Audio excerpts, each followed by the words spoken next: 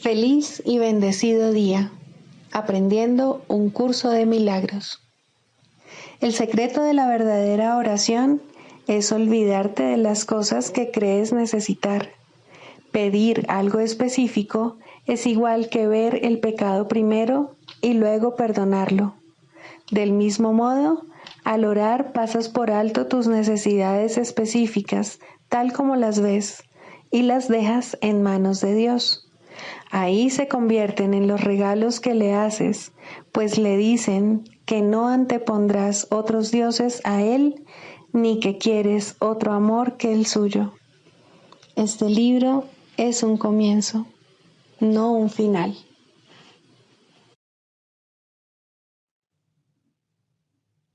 Del prefacio, ¿qué postula? Párrafo 12. El perdón es algo desconocido en el cielo, donde es inconcebible que se pudiese necesitar. En este mundo, no obstante, el perdón es una corrección necesaria para todos los errores que hemos cometido. Perdonar a otros es la única manera en que nosotros mismos podemos ser perdonados, ya que refleja la ley celestial, según la cual dar es lo mismo que recibir. El cielo es el estado natural de todos los hijos de Dios, tal como Él los creó. Esa es su realidad eternamente, la cual no ha cambiado porque nos hayamos olvidado de ella.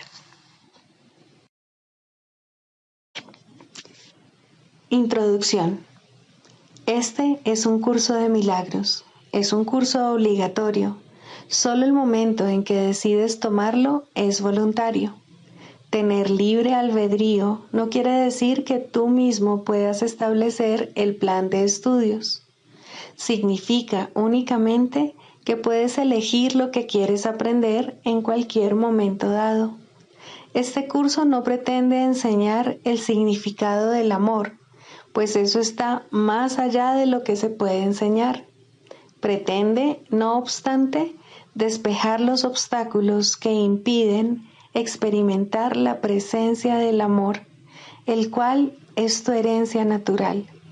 Lo opuesto al amor es el miedo, pero aquello que todo lo abarca no puede tener opuestos.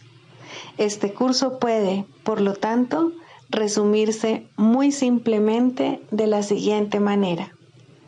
Nada real puede ser amenazado. Nada irreal existe. En esto radica la paz de Dios.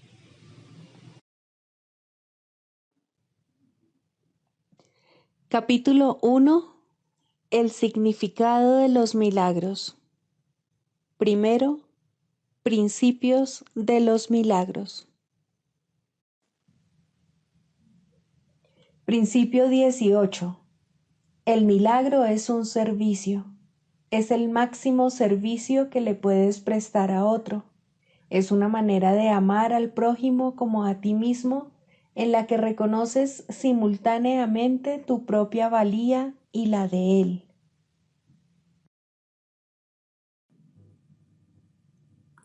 Capítulo 3. La percepción inocente.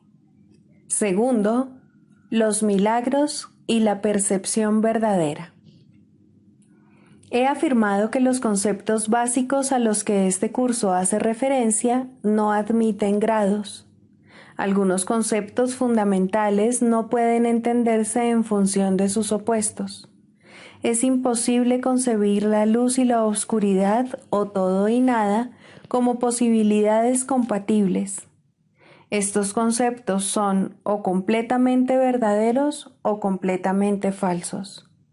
Es esencial que te des cuenta de que tu pensamiento seguirá siendo errático hasta que te comprometas firmemente con la luz o con la oscuridad. No obstante, un compromiso firme con la oscuridad o con la nada es imposible. No hay nadie que haya vivido que no haya experimentado alguna luz o alguna cosa. Nadie es capaz, pues, de negar completamente la verdad, aunque piense que puede. La inocencia no es un atributo parcial, no es real hasta que es total. Los que son parcialmente inocentes a veces tienden a actuar neciamente.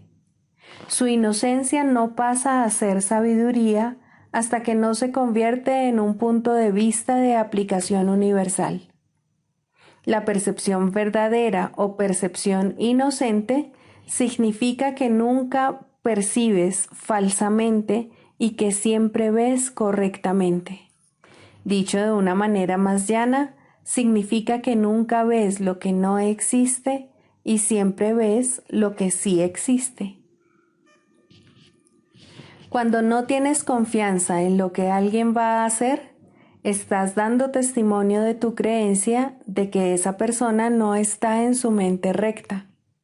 Difícilmente puede ser ese un marco de referencia basado en el milagro.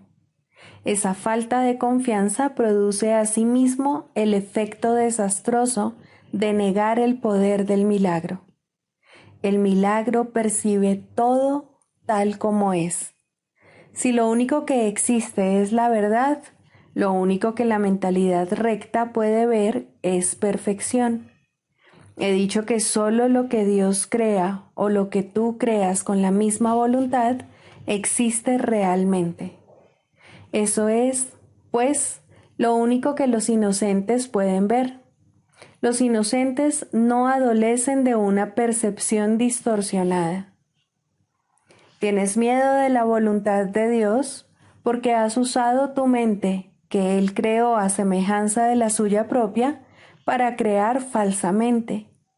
La mente solo puede crear falsamente cuando cree que no es libre. Una mente aprisionada no es libre porque está poseída o refrenada por sí misma. Está, por lo tanto, limitada, y la voluntad no es libre de afirmarse a sí misma. Ser uno es ser de una misma mente o voluntad. Cuando la voluntad de la filiación y la del Padre son una, la perfecta armonía entre ellas es el cielo. Nada puede prevalecer contra un Hijo de Dios que encomienda su espíritu en las manos de su Padre. Al hacer esto, la mente despierta de su sueño y recuerda a su Creador. Toda sensación de separación desaparece. El Hijo de Dios es parte de la Santísima Trinidad, pero la Trinidad en sí es una sola entidad. No hay confusión entre sus niveles, porque estos son de una sola mente y de una sola voluntad. Este propósito único crea perfecta integración y establece la paz de Dios.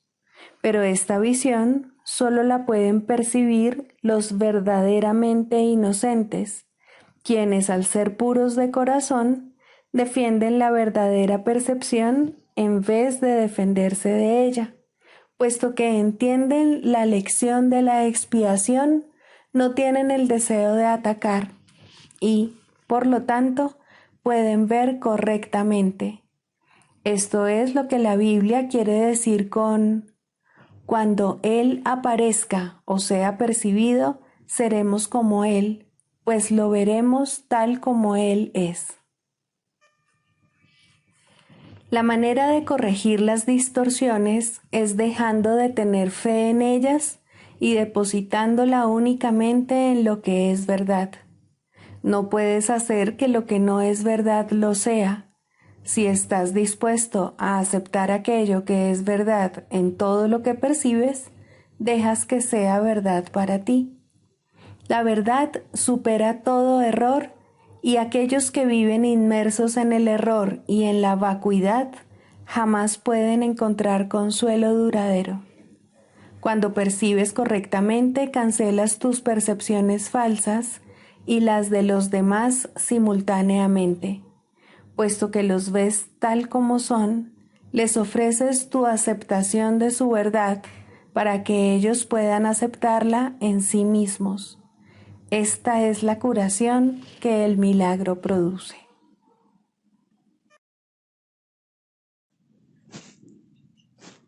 Libro de ejercicios. Pregunta 14. ¿Qué soy? Soy el Hijo de Dios, pleno, sano e íntegro, resplandeciente en el reflejo de su amor. En mí, su creación se santifica y se le garantiza vida eterna. En mí, el amor alcanza la perfección, el miedo es imposible y la dicha se establece sin opuestos. Soy el santo hogar de Dios mismo. Soy el cielo donde su amor reside. Soy su santa impecabilidad misma, pues en mi pureza reside la suya propia. La necesidad de usar palabras está casi llegando a su fin ahora, mas en los últimos días de este año que tú y yo juntos le ofrecimos a Dios, hemos encontrado un solo propósito, el cual compartimos. Y así te uniste a mí, de modo que lo que yo soy, tú lo eres también. La verdad de lo que somos no es algo de lo que se pueda hablar o describir con palabras.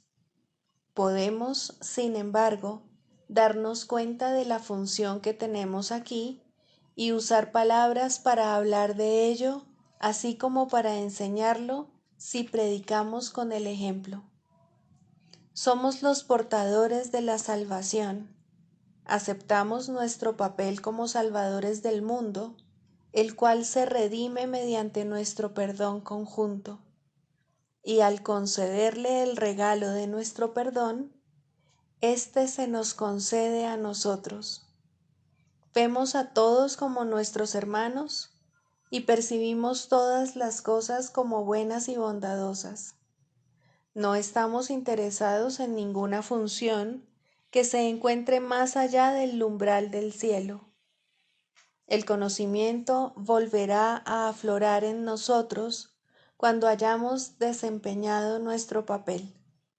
Lo único que nos concierne ahora es dar la bienvenida a la verdad. Nuestros son los ojos a través de los cuales la visión de Cristo ve un mundo redimido de todo pensamiento de pecado. Nuestros los oídos que oyen la voz que habla por Dios, proclamar que el mundo es inocente. Nuestras las mentes que se unen conforme bendecimos al mundo. Y desde la unión que hemos alcanzado, invitamos a todos nuestros hermanos a compartir nuestra paz y a consumar nuestra dicha. Somos los santos mensajeros de Dios que hablan en su nombre y que al llevar su palabra a todos aquellos que Él nos envía, aprendemos que está impresa en nuestros corazones. Y de esta forma, nuestras mentes cambian con respecto al objetivo para el que vinimos y al que ahora procuramos servir. Le traemos buenas nuevas al Hijo de Dios que pensó que sufría. Ahora ha sido redimido y al ver las puertas del cielo abiertas ante Él, entrará y desaparecerá en el corazón de Dios. Lección 351. Mi hermano impecable es mi guía a la paz. Mi hermano pecador es mi guía al dolor. Y el que elija ver, será el que contemplaré. ¿Quién es mi hermano sino tu santo Hijo? Mas si veo pecado en él, proclamo que soy un pecador, en vez de un hijo de Dios, y que me encuentro solo y sin amigos en un mundo aterrante.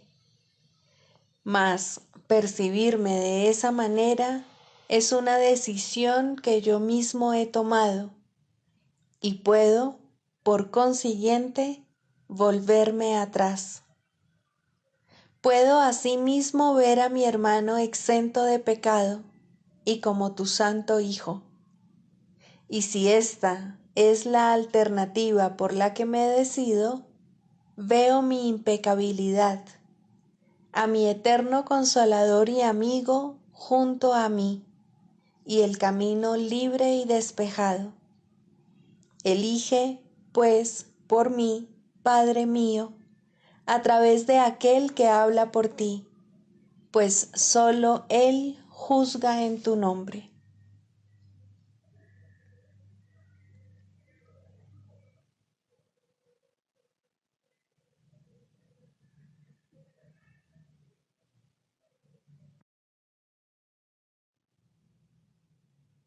Del Manual para el Maestro, pregunta 4.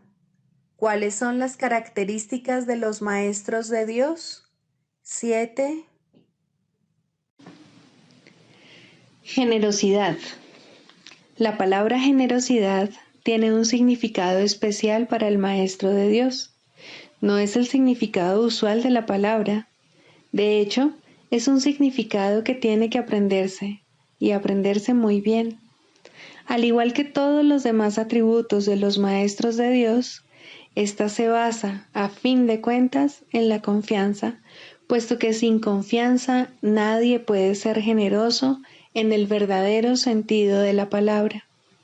Para el mundo, generosidad significa dar en el sentido de perder.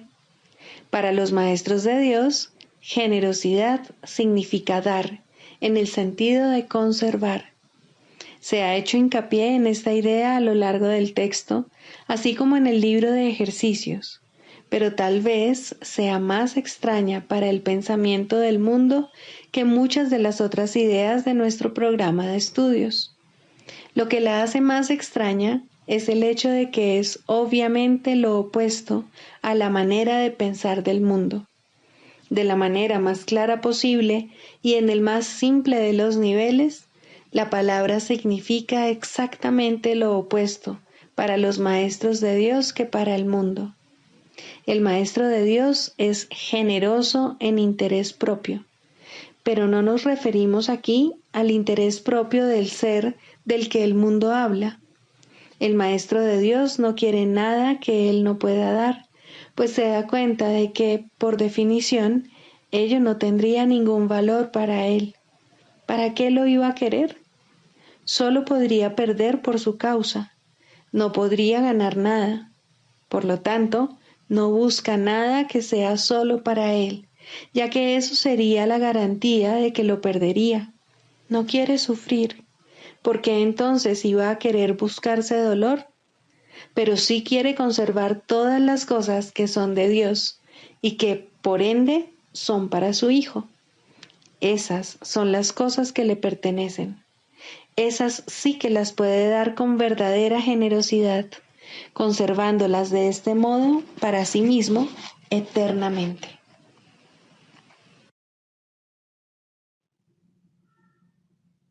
Manual para el Maestro, pregunta 17.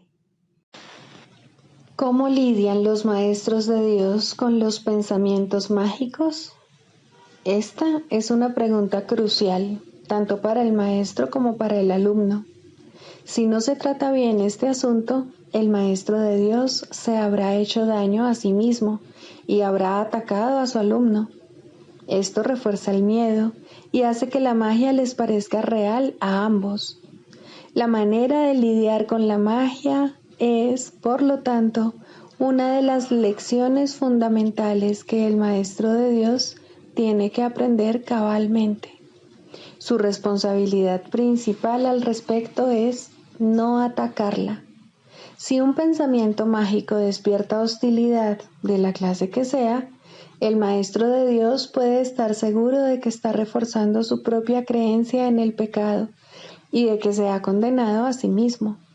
Puede estar seguro además que les ha abierto las puertas a la depresión, al miedo, al desastre. Que recuerde entonces que no es esto lo que quiere enseñar, porque no es esto lo que quiere aprender. Existe, no obstante, la tentación de responder a la magia de tal manera que ello la refuerza. Y esto no es siempre obvio. De hecho, puede estar fácilmente oculto bajo un aparente deseo de ayudar. Este doble deseo es lo que hace que la ayuda no sirva de gran cosa y que inevitablemente produzca resultados indeseables. Tampoco se debe olvidar que el resultado que se produzca será el mismo para él que para el alumno. ¿Cuántas veces se ha subrayado el hecho de que solo te das a ti mismo? ¿Y dónde podría observarse esto con mayor claridad que en los tipos de ayuda que el Maestro de Dios presta a aquellos que necesitan su ayuda? En estas situaciones es donde más claramente se le da su propio regalo, pues Él solo dará lo que haya elegido para sí mismo. Y en ese regalo reside su juicio acerca del Santo Hijo de Dios. Lo más fácil es permitir que el error se corrija allí donde es más evidente, y los errores se conocen por sus resultados. Una lección que verdaderamente se ha enseñado no puede conducir sino a la liberación del maestro y del alumno, que han compartido un mismo propósito. El ataque puede producirse únicamente si han percibido objetivos separados, y este debe ser el caso si el resultado es cualquier otra cosa que no sea dicha. El hecho de que el Maestro de Dios tenga una sola meta hace que el objetivo dividido del alumno se enfoque en una sola dirección y que la llamada de ayuda se convierta en su única petición. Esta se contesta fácilmente con una sola respuesta, y esta respuesta llegará sin lugar a dudas a la mente del maestro. Desde ahí irradiará a la mente del alumno, haciéndola así una con la suya. Tal vez sea útil recordar que nadie puede enfadarse con un hecho.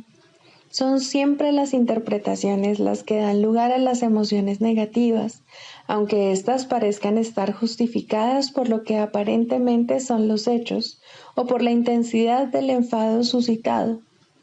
Este puede adoptar la forma de una ligera irritación, tal vez demasiado leve como para ni siquiera poderse notar claramente, o puede también manifestarse en forma de una ira desbordada, acompañada de pensamientos de violencia imaginados o aparentemente perpetrados.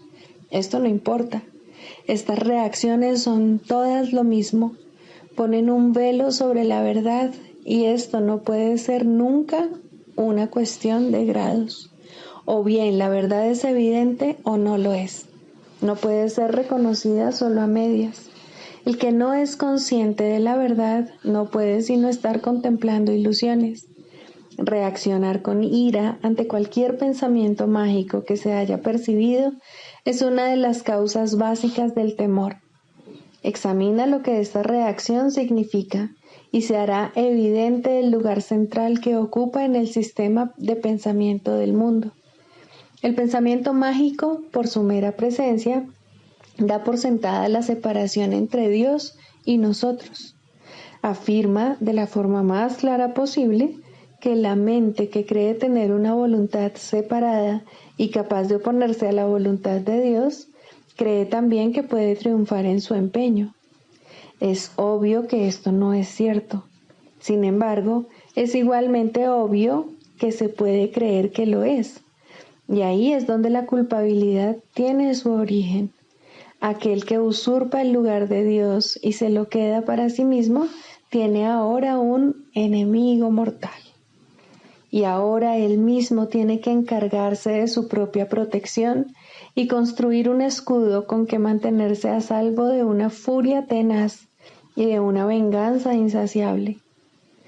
¿Cómo se puede resolver esta injusta batalla? Su final es inevitable, pues su desenlace no puede ser otro que la muerte. ¿Cómo entonces puede uno confiar en sus propias defensas? Una vez más, pues, hay que recurrir a la magia. Olvídate de la batalla, acéptala como un hecho y luego olvídate de ella.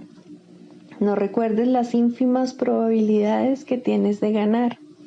No recuerdes la magnitud del enemigo, ni pienses cuán débil eres en comparación con él.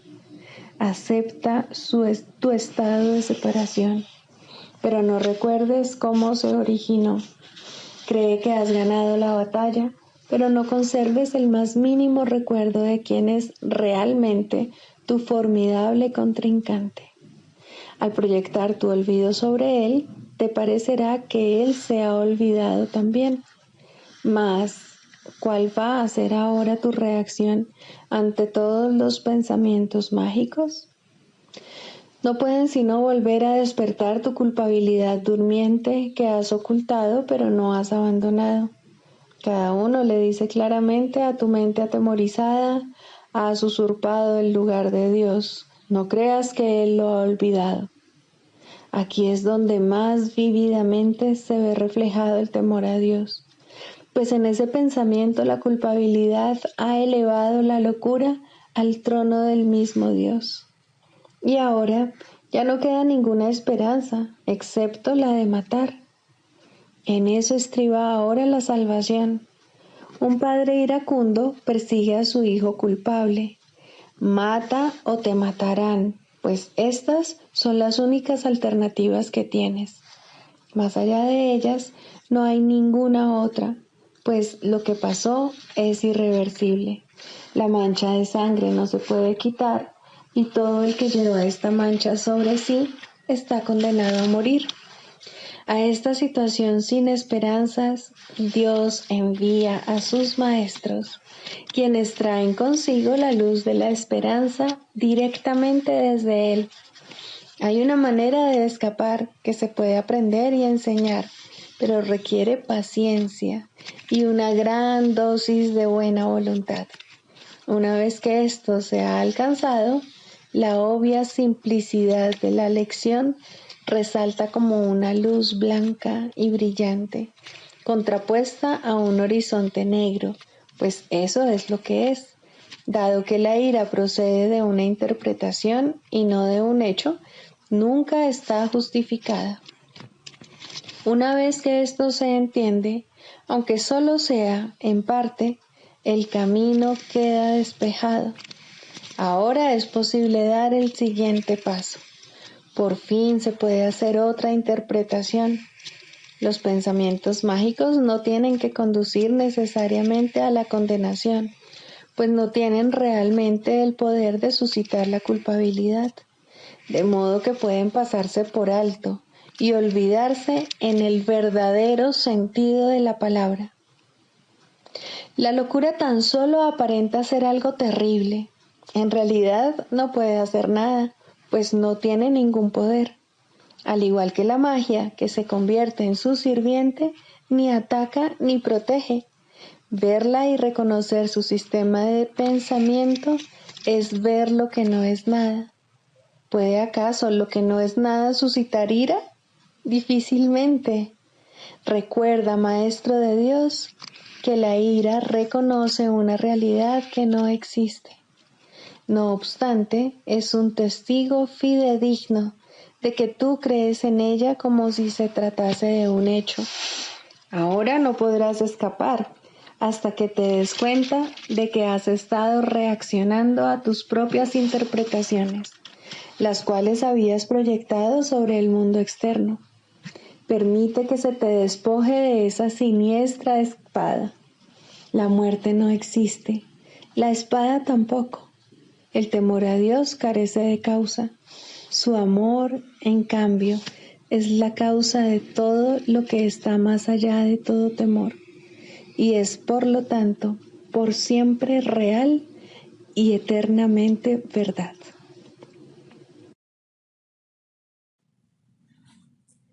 Manual para el maestro. Clarificación de términos. 6. El Espíritu Santo. Jesús es la manifestación del Espíritu Santo, a quien Él invocó para que descendiese sobre la tierra después de su ascensión al cielo, es decir, después de haberse identificado completamente con el Cristo, el Hijo de Dios tal como Él lo creó. Al ser el Espíritu Santo una creación del único Creador, y al crear junto con Él y a su semejanza o Espíritu, es eterno y nunca ha cambiado. Fue invocado para que descendiese sobre la tierra, en el sentido de que entonces se hizo posible aceptarle y escuchar su voz. Su voz es la voz de Dios y, por lo tanto, ha adquirido forma. Dicha forma no es su realidad, la cual solo Dios conoce junto con Cristo, su verdadero Hijo, quien es parte de Él. Al Espíritu Santo se le describe a lo largo del curso como aquel que nos ofrece la respuesta a la separación y nos trae el plan de la expiación, al asignarnos el papel especial que nos corresponde desempeñar en dicho plan y mostrarnos exactamente en qué consiste. Él ha designado a Jesús como el líder para llevar a cabo su plan, ya que Jesús fue el primero en desempeñar perfectamente su papel.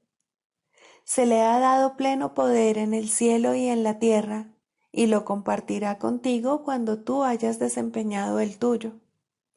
El principio de la expiación le fue dado al Espíritu Santo mucho antes de que Jesús lo pusiese en marcha. Al Espíritu Santo se le describe como el último vínculo de comunicación que queda entre Dios y sus hijos separados. A fin de llevar a cabo esta función especial, Él ha asumido una doble función. Goza de conocimiento porque es parte de Dios, percibe porque fue enviado para salvar a la humanidad. Él es el gran principio corrector, el portador de la verdadera percepción, el poder intrínseco de la visión de Cristo. Él es la luz en la que se percibe el mundo perdonado, en el que solamente puede verse la faz de Cristo. Él nunca se olvida del Creador ni de su creación. Él nunca se olvida del Hijo de Dios. Él nunca se olvida de ti. Te brinda el amor de tu Padre en un eterno resplandor que nunca será extinguido, porque Dios mismo lo depositó ahí. El Espíritu Santo mora en la parte de tu mente, que es parte de la mente de Cristo. Él representa a tu ser y a tu Creador, quienes son uno. Habla por Dios y también por ti, ya que está unido a ambos. Por consiguiente, Él es la prueba de que ambos son uno solo.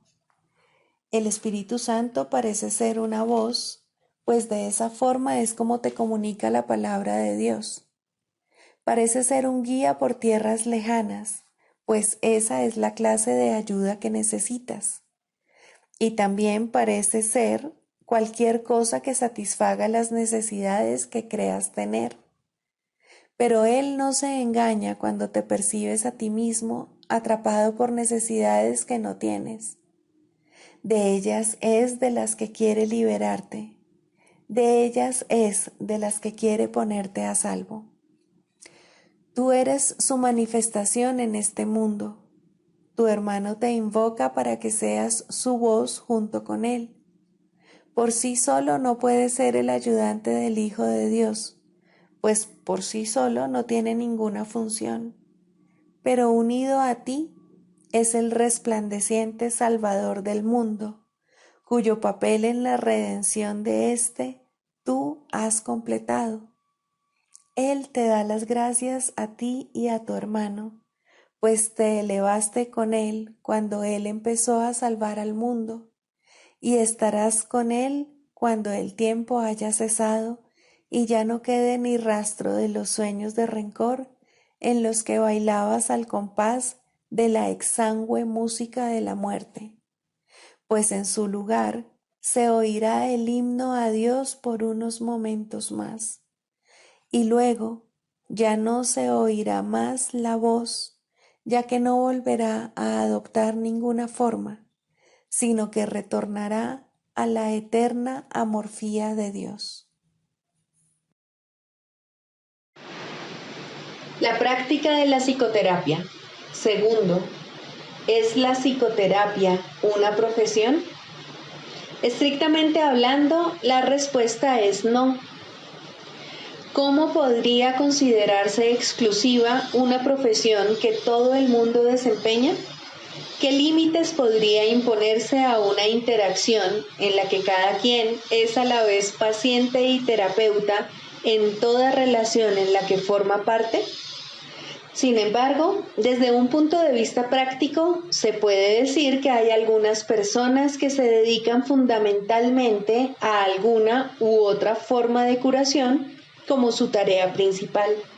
Y es a ellos a los que un gran número de personas acude en busca de ayuda.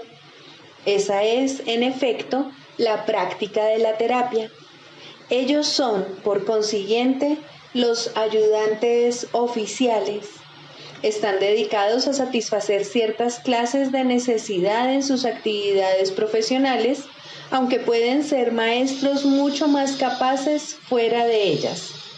Ellos no necesitan, evidentemente, pautas específicas, pero se les puede pedir que utilicen ciertas aplicaciones de los principios generales que rigen la curación. En primer lugar, el terapeuta profesional se encuentra en una disposición idónea para demostrar que no hay grados de dificultad en la curación. No obstante, para poder hacer esto, necesita un adiestramiento especial, puesto que el aprendizaje mediante el cual se convirtió en terapeuta probablemente le enseñó poco o nada acerca de los verdaderos principios de la curación. De hecho, probablemente le enseñó cómo imposibilitarla. La mayoría de las enseñanzas del mundo siguen un programa de estudio en cómo juzgar con miras a hacer del terapeuta un juez. Más aún de esto se puede valer el Espíritu Santo y a la menor invitación lo hará. El sanador no sanado puede ser arrogante, egoísta, indiferente e incluso deshonesto. Puede no estar interesado en la curación como su meta principal, pero algo le sucedió. No importa cuán leve pudo haber sido, ni cuán equivocada la dirección que pudo haber elegido cuando decidió ser un sanador. Ese algo es suficiente. Tarde o temprano, ese algo despuntará y crecerá. Un paciente tocará su corazón y el terapeuta silenciosamente le pedirá ayuda. Ha encontrado un terapeuta para sí mismo. Le ha pedido al Espíritu Santo que entre en la relación y la sane. Ha aceptado la expiación para sí mismo. Se dice que Dios contempló todo lo que había creado y lo declaró bueno. No, Él lo declaró perfecto, y así fue. Y como sus creaciones no cambian y son eternas, así es ahora. Sin embargo, es imposible que exista un terapeuta perfecto o un perfecto paciente. Ambos han tenido que negar su perfección, pues la misma necesidad que uno tiene por el otro implica un sentimiento de carencia. Una relación de uno a uno no es la relación una. Sin embargo, es el medio de retorno, el camino que Dios eligió para el regreso de su Hijo. En ese extraño sueño debe adentrarse una extraña corrección, pues solo eso es la llamada a despertar. ¿Y qué otra cosa, si no, debe ser la terapia? Despierta y regocíjate, pues todos tus pecados te han sido perdonados. Este es el único mensaje que dos personas deberían darse la una a la otra. Algo bueno debe resultar de todo encuentro entre paciente y terapeuta, y ese algo bueno se salvaguarda para los dos hasta el día en que ambos puedan reconocer que solo eso fue real en su relación. En ese momento, lo bueno se les devuelve, bendecido por el Espíritu Santo, como regalo de parte de su Creador y como muestra de su amor, pues la relación terapéutica debe llegar a ser como la relación entre el Padre y el Hijo. No hay otra, porque no hay nada más. Los terapeutas de este mundo no esperan ese resultado, y muchos de sus pacientes serían incapaces de aceptar su ayuda si ese fuese el caso. No obstante, ningún terapeuta establece realmente el objetivo de las relaciones de las que forma parte. Su comprensión comienza con este reconocimiento y continúa a partir de ahí. En el instante en que el terapeuta se olvida de juzgar al paciente, es cuando tiene lugar la curación. Algunas relaciones jamás llegan a ese punto, aun cuando tanto paciente como terapeuta pueden cambiar sus sueños en el proceso. Sin embargo, no será el mismo sueño para ambos, y por ende no es el sueño del perdón en el que ambos despertarán algún día. Lo bueno se salvaguarda, de hecho se atesora, pero es poco el tiempo que se ahorra. Los nuevos sueños perderán su atracción temporal y se convertirán en sueños de miedo, que es el contenido de todos los sueños. No obstante, ningún paciente puede aceptar más de lo que está listo para recibir, y ningún terapeuta puede ofrecer más de lo que cree tener.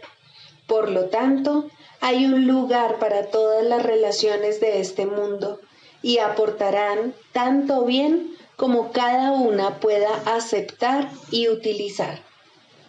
De todos modos, la curación tiene lugar cuando cesa todo juicio, porque solo entonces se puede entender que no hay grados de dificultad en la curación.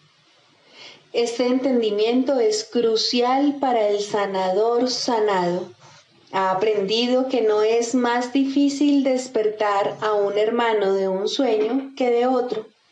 Ningún terapeuta profesional puede mantener este entendimiento todo el tiempo en su mente y ofrecérselo a todo el que acude a él.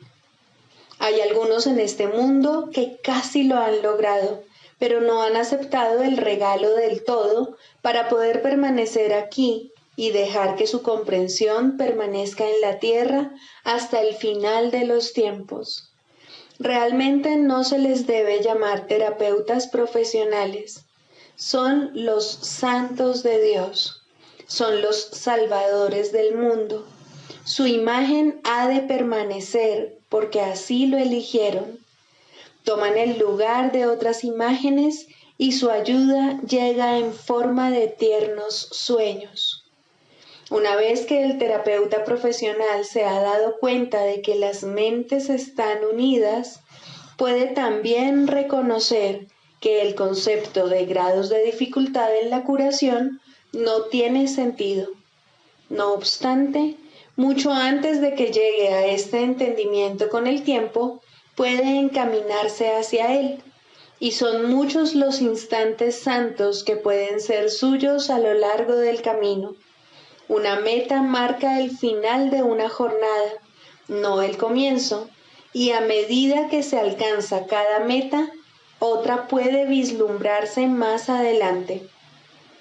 La mayoría de los terapeutas profesionales apenas se encuentran al comienzo de la fase inicial de la primera jornada.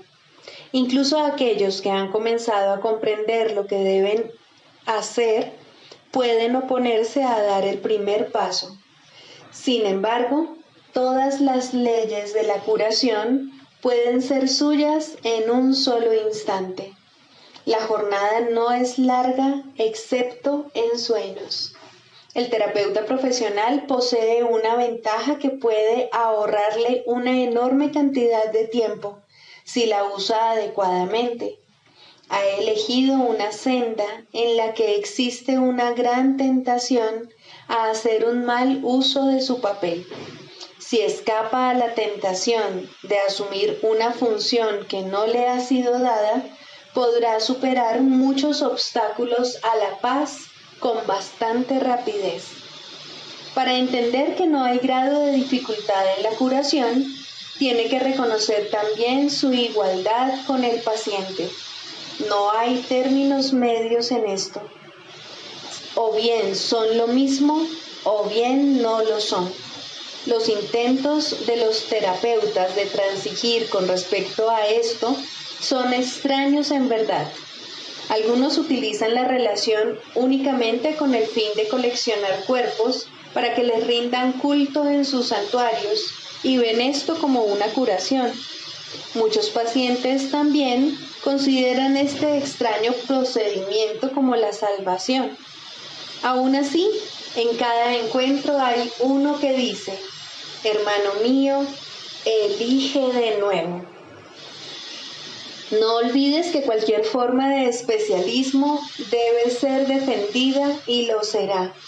El terapeuta que camina sin defensas dispone de la fortaleza de Dios, pero el terapeuta que anda a la defensiva ha perdido de vista la fuente de su salvación. Él ni ve ni oye. ¿Cómo puede entonces enseñar? Puede hacerlo porque la voluntad de Dios es que Él ocupe su puesto en el plan para la salvación, porque es la voluntad de Dios que ayude a su paciente a unirse a Él allí, y porque su incapacidad para ver y oír no limita al Espíritu Santo en modo alguno, excepto en el tiempo, pues en el tiempo puede haber un gran intervalo entre el ofrecimiento y la aceptación de la curación. Este es el velo que cubre la faz de Cristo, pero no puede ser sino una ilusión, porque el tiempo no existe y la voluntad de Dios ha sido siempre exactamente como es.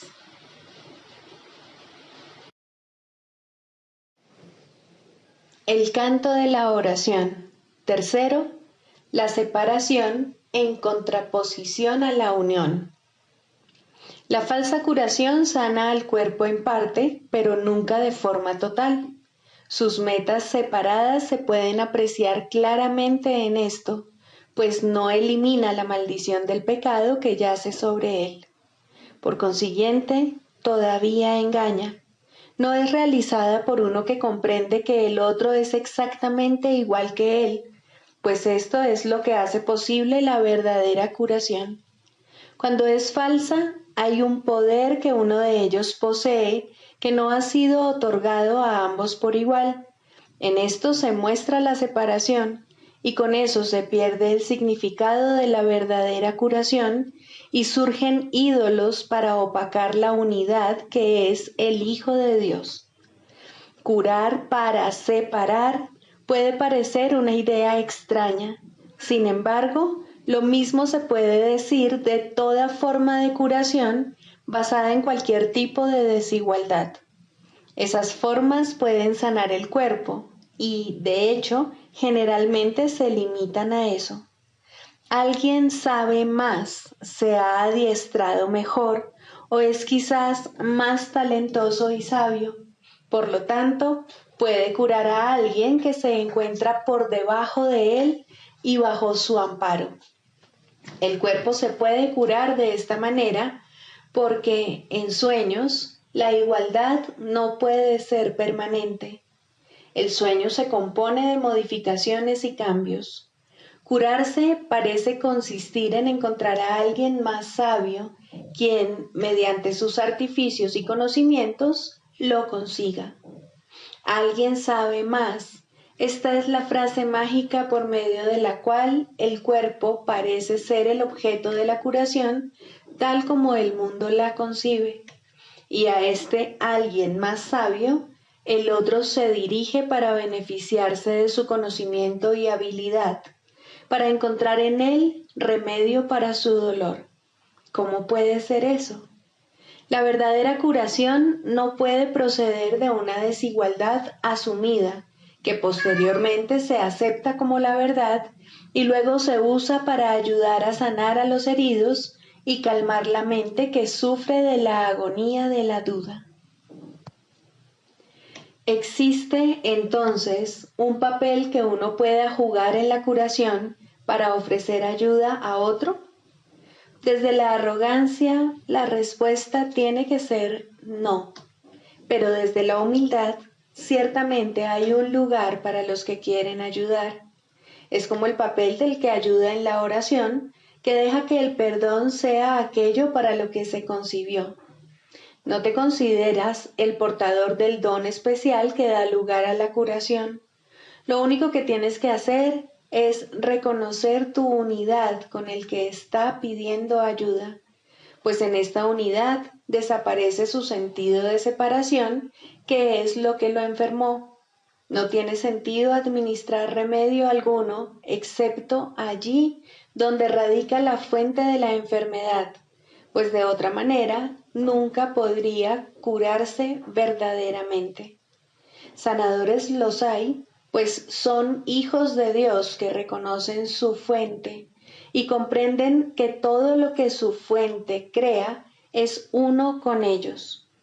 Ese es el remedio que brinda alivio infalible. Ese es el remedio que seguirá bendiciendo por toda la eternidad. No cura solo en parte, sino totalmente y para siempre.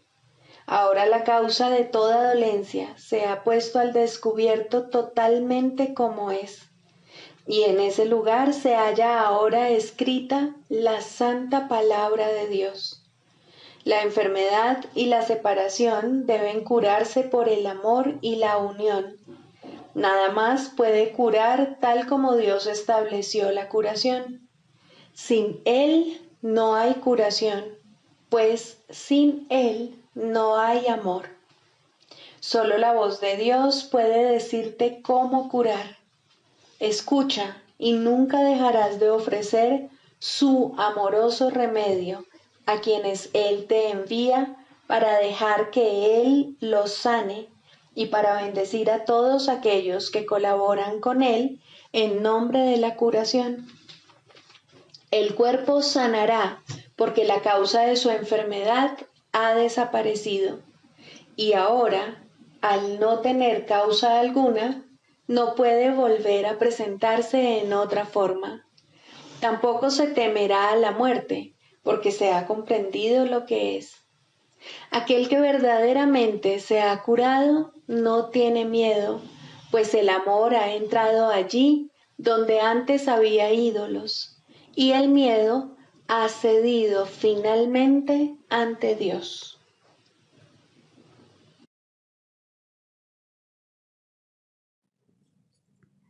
Sigamos a Jesús haciendo del perdón algo tan natural como respirar y algo tan vital como el aire. Amén.